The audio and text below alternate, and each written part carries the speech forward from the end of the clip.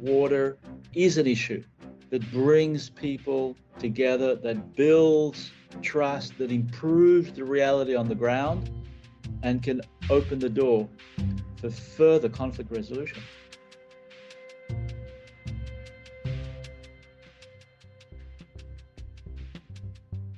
You're listening to Washworks, our podcast where we take a look at how a lack of water and sanitation impacts the everyday lives of billions of people around the world and what can be done about it. I'm Amruta Batnal. I'm the associate editor here at DevX. I'm based in New Delhi and I usually look at our global health coverage. On this podcast, I'm going to do what I do best, ask questions to Rebecca. And I'm Rebecca Root, a reporter with DevX. I'm based in Bangkok and I've been covering the wash sector for around 3 years now. As regular listeners will know, on this podcast and each episode, we look at WASH and one other SDG. So far, we've looked at gender, we've looked at health and climate change. So Rebecca, what are we looking at this week? This week, it's Sustainable Development Goal 16, which, if you're not familiar with, is promoting just, peaceful and inclusive societies. So how does WASH really fit into that? Well, I think firstly, it can really be a trigger for conflict. In a piece that I did last year, there were reports in the Sahel where farmers were fighting over water resources because, they're so scarce. And in Iraq, water quality has brought social unrest and violent protests. And then in Yemen, there were reports of urban water systems being frequently attacked. So when water is scarce, like we're seeing in many countries at the moment, it's probably only natural that it's a trigger for conflicts as communities, regions, even countries fight over the resources and try and allocate who gets what. And then if it's not the trigger, it can certainly be a factor that exacerbates conflict as well. So if there's already an issue and some conflict going on, if there's then not access to basic services like water, of course, tensions are only going to continue to rise. Yeah, exactly. And if there are more conflicts looming, there's also a need for greater water diplomacy. And I'm sure there's a need for more NGOs to be really talking about this issue. So, the one question that comes to my mind is, what are some of the challenges that NGOs who are working in this space, either at the policy level or on the ground really need to be aware of? So I think it's going into a situation, perhaps setting up a program with an awareness that there might be some conflict or some tensions that have previously happened over a water source or that could be contributed to by a lack of water. And so that's something that our first interviewee is going to talk about today, those steps that water NGOs really should be taking to preempt conflicts and almost diffuse it, really. That sounds really interesting. I can't wait to hear, but who is our first guest? So we spoke to Kelly Ann Naylor, who's the Associate Director of WASH with UNICEF, and she shared some insights about how a lack of access to WASH plays out in conflict situations and then how that has a knock-on effect for children in particular.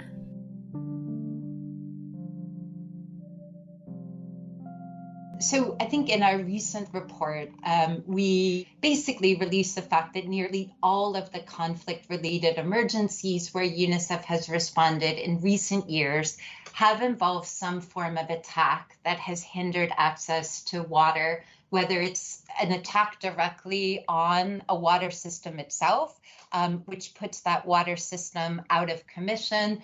But it could also be through incidental harm, where we could limit access of either life-saving supplies, like, for example, water disinfection chemicals or repair supplies for pipelines into areas of conflict. And so when these water systems are out of commission, this can create not only a scarcity situation, but also severely affect the quality of the water that is available. And often people are forced to turn to untreated surface water sources, wells, water coming from water tankers that may not have been treated. And all of these things can contribute to an increase in diarrhea or the spread of other water-related diseases. At the beginning of the Water Under Fire campaign, we did release a report where we looked at the health data in a number of the active conflict areas. And we did identify that in those areas, children under 5 are 20 times more likely to die from diarrheal disease linked to unsafe wash than the violence of the conflict itself. And I think this opened up a lot of eyes and ears to some of the silent killers of children in conflicts that are happening around the world. Yeah, absolutely. Yeah, that's a really high, unbelievable number, really, when you think about it. And so, is there anything that those in the wash sector, wash professionals, can do to kind of mitigate or prevent wash facilities being targets and then having these consequential, horrible effects on children? Yeah, I think what we're really seeing is in the nature of conflict, I think we're seeing 2 dimensions related to water. And maybe let's say 3 dimensions related to water. So one, I think, is the issue of conflict, which is the direct conflict that we're talking about now, where we may have attacks that may be dismantling water systems and directly impacting access. And certainly what we've called for there has been to really elevate these issues as part of the monitoring mechanisms that are in place for conflicts, educating parties to conflicts around the need to prevent these essential services for civilian populations, and really trying to have greater accountability around protecting water in areas of active conflict. So that's, I think, kind of the first and maybe most visible dimension.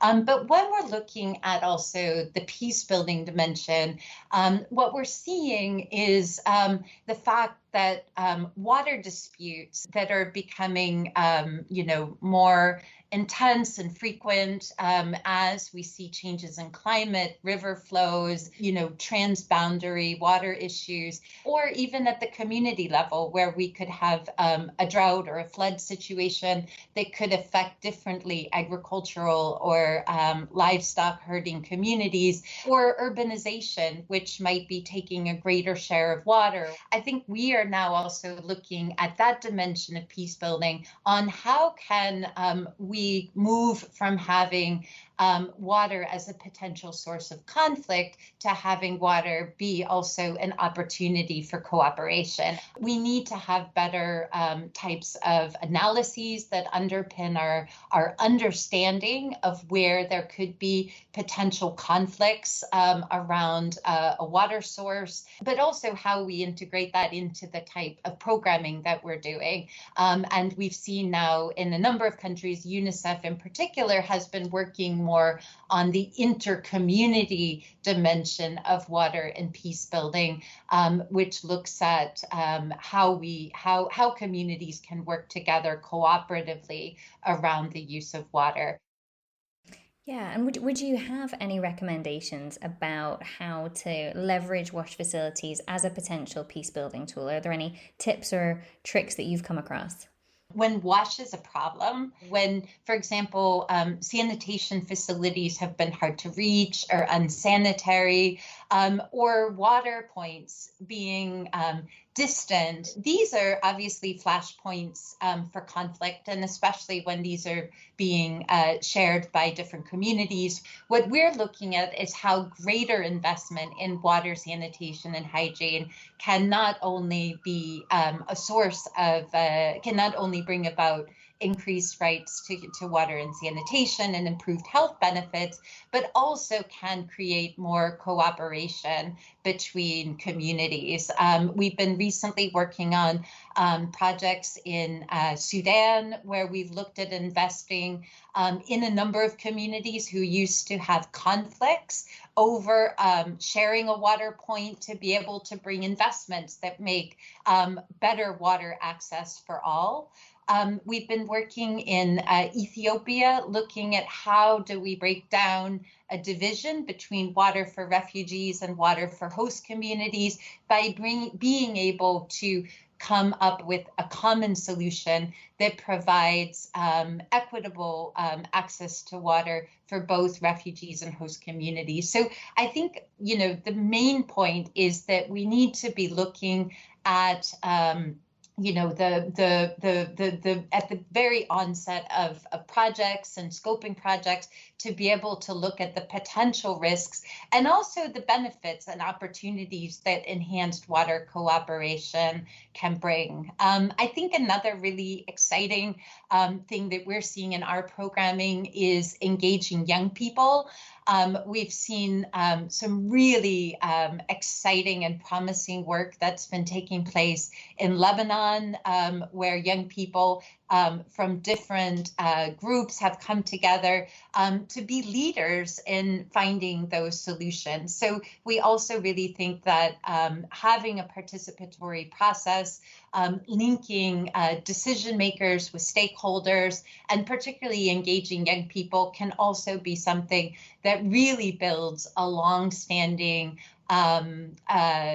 tools and a concrete opportunity for building common solutions and ultimately contributing to peace building.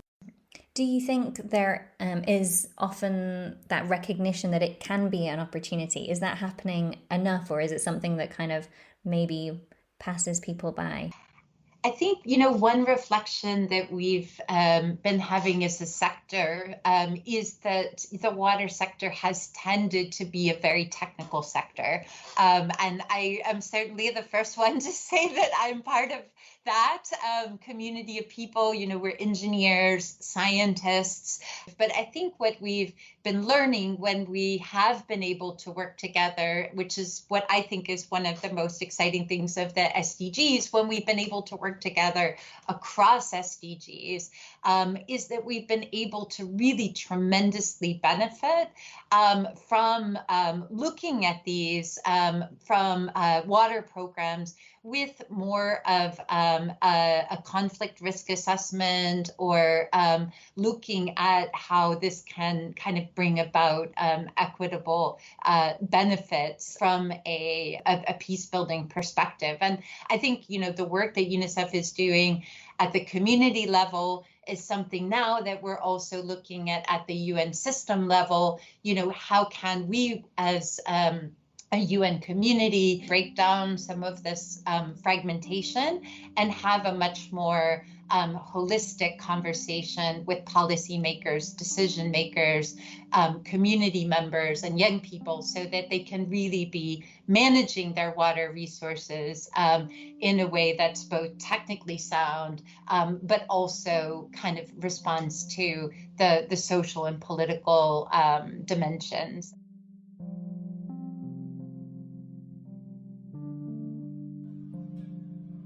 I think what stood out for me in this interview with Kelly is, just us coming back to the reason why we're doing this podcast, right? Like, WASH is connected to so many things, and we're talking about WASH and conflicts today, but obviously, health can't be far away. And just that description of, what the lack of access to WASH can do to children, especially in conflict zones, was really eye-opening.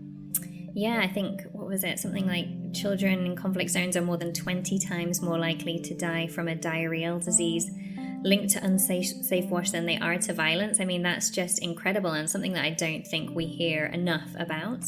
Yes, exactly. And, earlier on we talked about sort of water being the source of conflict, but I think what was also really interesting, and what she talked about, Ethiopia, was sort of this division between water for refugees and host communities, and how that can be a point of contention, and how that really needs to be worked on. So, the importance also of working with communities as you're dealing with these geopolitical issues. Yeah, it can be a source of contention, like you said, but then I like that Kelly Ann also highlighted that there's an opportunity there for peace building and building relationships between different communities. I thought that was a really good point that I don't know if many NGOs capitalize on that opportunity. Someone that's got first-hand experience of this is our next interviewee, Gidon Bromberg. He's the Israeli director of EcoPeace Middle East, And EcoPeace is really interesting because it's an organization that's jointly managed by 3 directors, one in Iran, one in Palestine, and then Gidon in Israel. And there's 3 offices as well. And it's just interesting because, as we know, these countries aren't exactly the best of friends. They're really not. And I think working on something like water, especially in that, Arab Middle East region where water itself is scarce, might be, really challenging. So what exactly does EcoPeace do? And do they, work on just water, or do they also have other projects?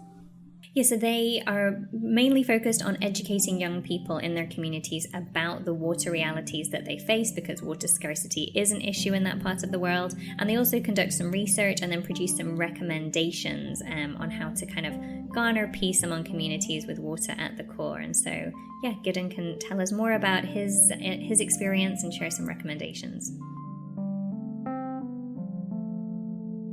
So the water reality is very different depending on our country. So, in Israel, there is 24/7 water supply. In fact, 70% of the water resources utilized domestically in Israel is today coming from desalination. Israel is also the world leader in treating sewage and reusing it for agriculture, so that half the food grown in Israel is actually grown by utilizing no longer fresh water, but treated wastewater. That's a completely different reality across the Green Line or across the border to Palestine and to Jordan, where an intermittent water supply is tragically the name of the game. And it depends on the city and the location. The larger cities in Palestine or in Jordan will get water once a week, once every 2 weeks. In the West Bank, there are cities such as Yatta that might be getting water in the summertime once a month. That means that the municipality is able to provide the water only once a month, and that every home throughout the West Bank, Gaza, or Jordan will have to have a water canister on their roof or a cistern underneath the house to store municipal water when it's provided. And should they run out, and because we tend to have large families, people are often having to buy additional water beyond the municipal supply from water tankers that can be 20 times the cost of municipal water. In Gaza, the situation is the most severe, where you can no longer drink the groundwater, the natural groundwater that underlies Gaza.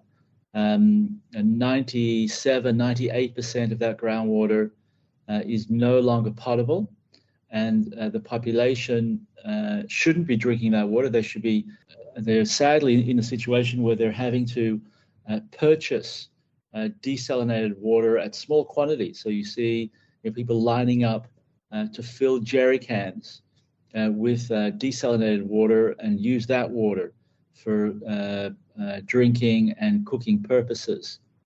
And the situation is going to get a lot worse now because of the climate crisis.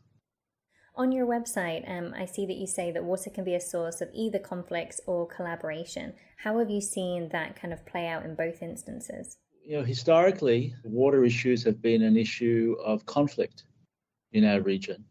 Although the conflict itself has not focused on water, because of the lack of trust, because the different sides have been at war, water has been seen as a vital resource for the security of each side, and the stronger side, being Israel, has been able to capture larger shares, particularly since 1967, completely control water resources in the West Bank and initially in Gaza, so that water was very much an issue of grab, of each side wanting to take as much water as they could for their own legitimate needs. You've got to understand that here in the Arab Middle East, water is scarce, and until the desalination era in Israel, every drop of water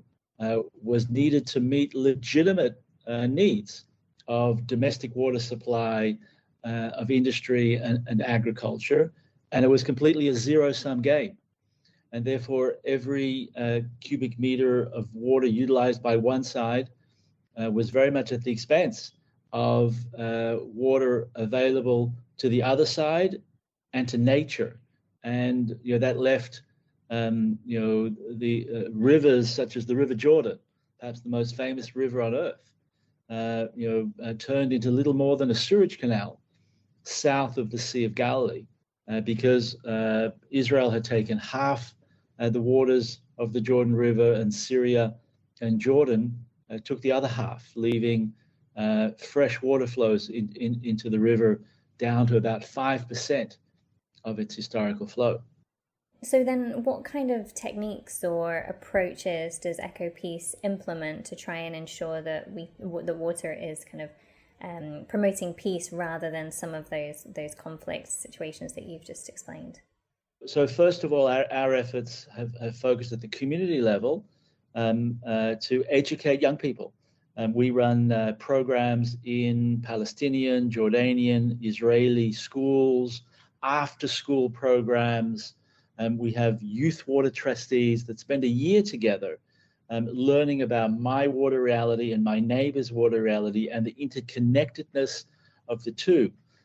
To us, the most important element that builds on the curriculum is actually seeing the reality on the ground, seeing the raw sewage flowing on cross-border streams where fresh water used to flow, and highlighting that that there's an absolute collapse in governance. There's a loss for both sides.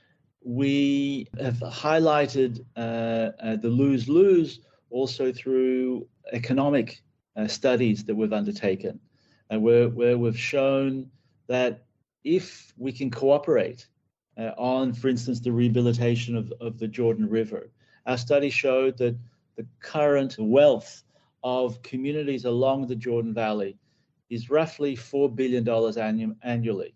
But if we were to rehabilitate the Jordan River and work together, then we can expand that economy to $73 billion, simply because we will bring back a river wholly to half of the world and be able to attract tourism and diversify income and create new wealth for all communities. That research undertaken has been a real game changer. Firstly, it empowered mayors from our respective communities to start working together and to literally jump into the Jordan River. We've helped attract investments of about $100 million in the building of sewage treatment facilities in Jericho in Palestine, in North Shuna in Jordan. Increasingly today, water is an issue of energy. If you have sufficient energy, you can desalinate seawater and turn it into drinking water. And in that way, we're able to advance water security for all three of our peoples. Because of the advance in technologies, both in the treatment of water and in desalination, we think water is the low-hanging fruit. I think we've helped prove that water is an issue that brings people together, that builds trust, that improves the reality on the ground, and can open the door for further conflict resolution.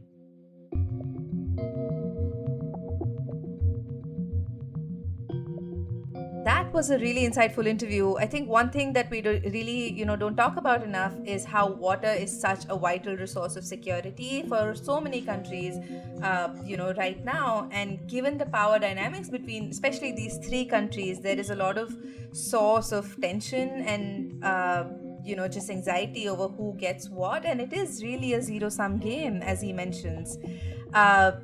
I'm sure there are other countries and other, regions that can really learn a lesson or two from him and from this project in terms of looking at how to just manage both the communities aspect of it and also like the big picture part of the conflict, right?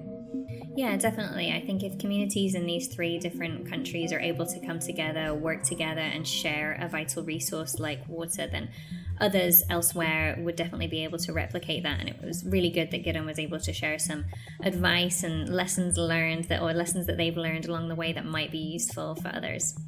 Yes, definitely. And, communities, as we say, are really at the center of any kind of work on sustainable development goals. Kelly Ann mentioned it earlier, in her interview, Gideon mentions it. So it really kind of drives home the point of you really can't do anything without the support of communities and gaining trust with them, which is another point that he also brought up. Yeah, that's why I like this particular SDG when we're talking about it in relation to water, sanitation, and hygiene, because immediately that you don't quite see, or for me, I didn't quite see the connection until I started looking into it. It's not quite obvious, but then of course it's only natural that a lack of water might cause conflict, and then it totally makes sense that there are opportunities there for communities to come together and build peace and build cohesion as well around this idea of access to water. Yeah, and like Kelly Ann mentioned it earlier when she said, water is such a dynamic issue that you really can turn it from a source of conflict into a source of opportunity, and we're already seeing how different organizations are doing that. We are indeed, and if anybody has any examples of that they would like to share, we are definitely all ears. And you can do that on social media using the hashtag WashWorks, or you can head over to our website and leave us a comment. We're at washworks.devx.com. Well, that's it from us this week. On the next episode, we'll be looking at WASH and education. Thank you so much for listening, and if you've enjoyed this episode, please make sure to subscribe to WashWorks wherever you get your podcasts.